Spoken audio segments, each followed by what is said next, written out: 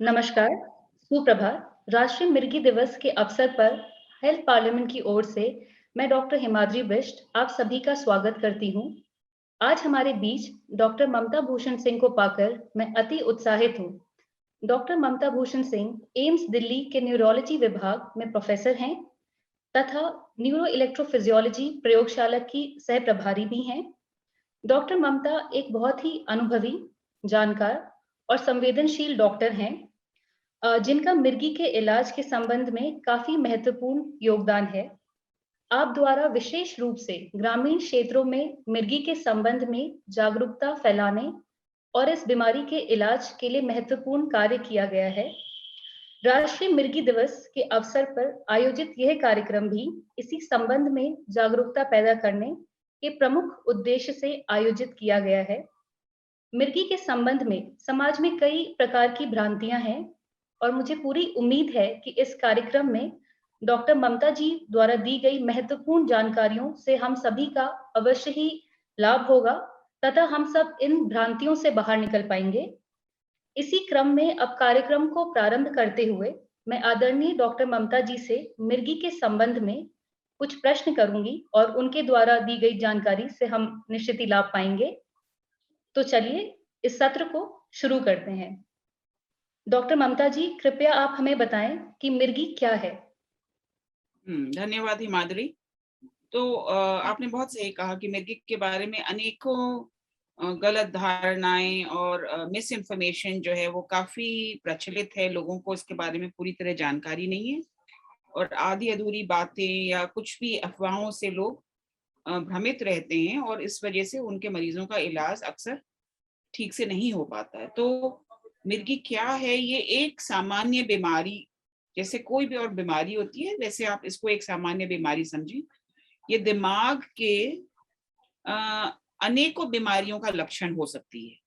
तो अगर दिमाग में आपको चोट लग गई या दिमाग में आपके किसी किस्म की गांठ है या आपको बच्चे को पैदा होते समय दिमाग में किसी कारण से देरी से ऑक्सीजन पहुंचे, तो कहने का मतलब यह है कि दिमाग की कोई भी बीमारी हो उसके फलस्वरूप मिर्गी हो सकती है। मिर्गी केवल एक लक्षण होती है और उस बीमारी का। तो मिर्गी को आप कोई श्राप न समझें, कोई भूत या कोई देवी देवता का प्रकोप न समझें, इसको कोई शर्म की बात ना समझें। इसको एक सामान्य बीमारी समझें जिसका आसानी से इलाज हो सकता है। मैम, आपसे मेरा दूसरा सवाल है, आम लोग इस बीमारी की पहचान कैसे कर सकते हैं? तो हमारे जो कॉमन रेफरेंसेस होते हैं, हम लोग सिनेमा में देखते हैं कि मिर्गी का रोगी जमीन पे गिर गया और पूरे हाथ पांव उसके फड़क रहे हैं या कड़े हो रहे हैं, झटके आ रहे हैं। उस प्रकार की मिर्गी को सामान्यतः लोग पहचान लेते हैं क्योंकि वो उन्होंने या तो सुना होता है उस बारे में या पिक्चर्स में इधर उधर देखा होता है। तो वो एक प्रकार का दौरा होता है, लेकिन वो बड़ा दौरा कहलाता है। अन्य कई प्रकार के दौरे होते हैं जो छोटे दौरे कहलाते हैं। जैसे कि कोई व्यक्ति दौरे के समय केवल थोड़ा स्तब्ध हो गया, शांत हो गया, इधर उधर देखने लगा, हो सकता है जीभ अपने होठों पे फेर रहा है बार बार, और 2-3 मिनट में ठीक हो गया। खड़ा है तो खड़ा रहा, बैठा है तो बैठा रहा, गिरा नहीं जमीन पे, हाथ पांव खड़े नहीं हुए, ये सब कुछ नहीं हुआ। ये भी एक प्रकार का दौरा है। या कभी छोटे बच्चों में होता है जो क्लास में अक्सर टीचर सोचते हैं कि बच्चा लापरवाही कर रहा है या उसका ध्यान भटक रहा है, लेकिन बच्चा खाली एक तरफ देखने लग जाता है। उस समय उसको ना वो कुछ समझ पाएगा ना वो कुछ बोल पाएगा और वो भी 2-4 मिनट में ठीक हो जाएगा। कुछ मिर्गी के दौर में केवल चौंक जाएंगे मरीज, चौंक के बस तुरंत ठीक हो जाएंगे। तो मेरा कहने का ये मतलब है कि बड़े दौरे के अलावा इन सब छोटे छोटे दौरों को भी पहचानना जरूरी होता है। और तो एक जो की चीज है, जो मूलभूत चीज, वो ये है कि मिर्गी के जो मरीज होगा उसके सभी दौरे एक प्रकार के होंगे, जिसको हम अंग्रेजी में स्टेरियोटाइप कहते हैं। तो इससे आप पहचान जाएंगे। हर बार उस मरीज को दौरा पड़ेगा तो वो पिछले दौरे जैसे ही होएगा। तो अगर आप पा रहे हैं कि आपके घर में किसी फैमिली मेंबर को, किसी सदस्य को आपके परिवार के बार बार एक प्रकार की घटना हो रही है और उनका उसमें थोड़े या ज्यादा समय के लिए उनका होश में कमी आ रही है, साथ में अधिकतर दौरों में ये जरूर होता है। तो होश में कमी आने का मतलब नहीं होता है कि हर बार आदमी बेहोश होकर धड़ाम से जमीन पे ही पड़ जाए। वो खड़ा भी रह सकता है, बैठा भी रह सकता है, लेकिन वो जो कार्य कर रहा है वो कुछ समय तक बंद कर देगा और फिर ठीक हो जाने के बाद वापस वो शुरू कर लेगा। तो ऐसे आप रोगों को पहचान सकते हैं। और जो लोग यूट्यूब वगैरह देखते हैं उस पे आप बहुत किस्म के दौरों का वीडियो भी अवेलेबल होता है ऑनलाइन। आजकल तो सब लोग यूट्यूब देखते रहते हैं। तो अगर आप और ज्यादा जानकारी चाहते हैं तो आप कुछ वेबसाइट्स अच्छी ऐसी होती हैं जिसपे आप जाके यूट्यूब में दौरों के अनेक प्रकार का वीडियो भी देख सकते हैं। मैम, मेरा आपसे अगला सवाल है, क्या इस बीमारी की रोकथाम हो सकती है? हाँ, ये बहुत ही महत्वपूर्ण प्रश्न है। तो एक तो होता है इलाज, यानी कि आपको बीमारी होगी तो उसके बाद आपका इलाज करना पड़ेगा। रोकथाम का ये अर्थ है कि बीमारी को हम क्या होने से ही बचा सकते हैं। तो ये बहुत ही महत्वपूर्ण है, क्योंकि ये माना जा रहा है कि हमारे देश में जैसे कि मिर्गी के 12-13 मिलियन, तो इतने रोगियों में से लगभग आधे रोगी जो हैं वो तो होने ही नहीं चाहिए थे। उनकी रोकथाम होती तो वो उतने मिर्गी के रोगी आधे रह जाते। तो ये रोकथाम कैसे हो सकती है? तो मिर्गी के कुछ कारण ऐसे हैं जो अक्सर इस रोग का कारण बनते हैं और जिनको हम अपने आदतों से और अपने ध्यान रखने से उससे हम छुटकारा भी पा सकते हैं। सबसे महत्वपूर्ण है सफाई। खाने पीने में जो हम बाजार से फल सब्जी लाते हैं उसको हम अच्छी तरीके से कई बार पानी में, साफ पानी में धोएं। नहीं तो क्या होता है कि कई बार प्रदूषित पानी से सिंचाई होती है और इन सब्जी में, फलों में जो है कुछ कीड़े होते हैं, जो हम अक्सर बोलते हैं बच्चों के पेट में कीड़े हो गए। जैसे कि कभी कभी वही कीड़ों के अंडे दिमाग में चले जाते हैं, उसको न्यूरोसिस्टिसर्कोसिस कहा जाता है। और हमारे कम से कम 20-25% मिर्गी के मरीजों में ये न्यूरोसिस्टिसर्कोसिस मिर्गी का कारण। साफ सफाई से, अच्छी साफ सफाई से, हाथों को साफ रखना, नाखूनों को काट के साफ रखना, खाने पीने की चीज छूने के पहले हमेशा साबुन से हाथ धोना और फल सब्जियों को ठीक से बाजार से लाए उसके बाद धो के इस्तेमाल करना, इससे हम न्यूरोसिस्टिसर्कोसिस से बच सकते हैं।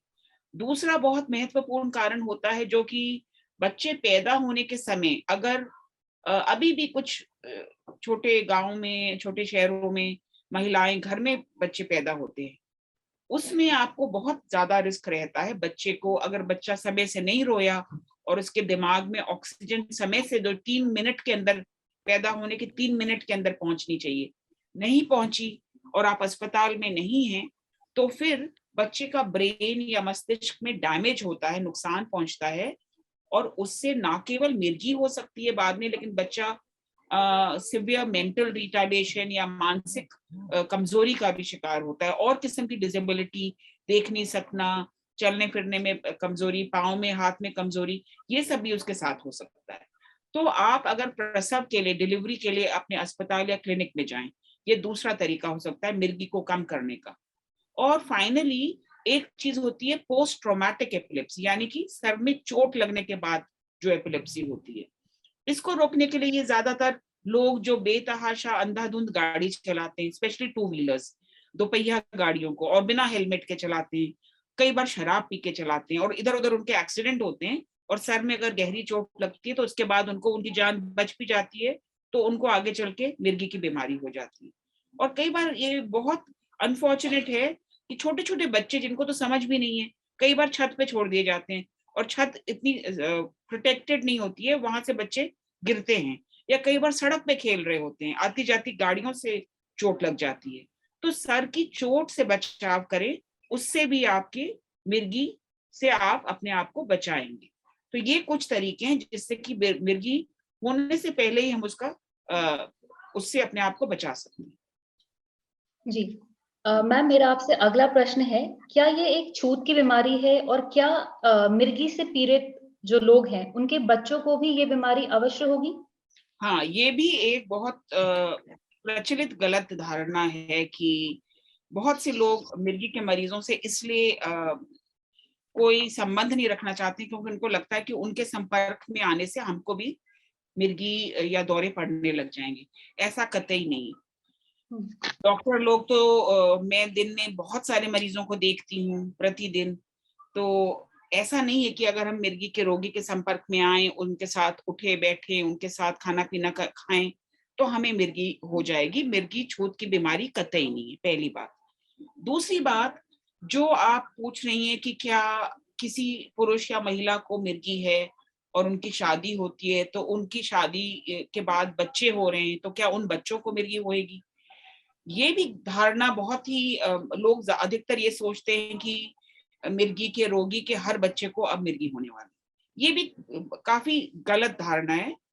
तो ये जो जेनेटिक एपिलेप्सी होती है, जो हेरिडिटरी जो बोलते हैं, जो कि आनुवंशिक है, यानी माँ बाप से आपको मिल सकती है, इसका प्रतिशत लगभग 15 से 20% ज्यादा से ज्यादा होती है। यानी कि 100 मिर्गी के रोगी हैं तो 80 में कम से कम बीमारी माँ बाप से नहीं आई है, उनमें ही खुद हुई है उत्पन्न। तो आप ये सोच के किसी भी मिर्गी के रोगी की शादी में व्यवधान नहीं आना चाहिए कि इनके बच्चों को सबको मिर्गी होगी, ऐसा कतई नहीं है।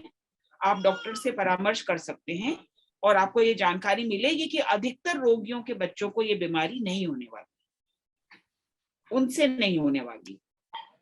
जी। डॉक्टर ममता जी, मेरा आपसे अगला सवाल है, मिर्गी के मरीजों को इलाज के लिए किसके पास जाना चाहिए?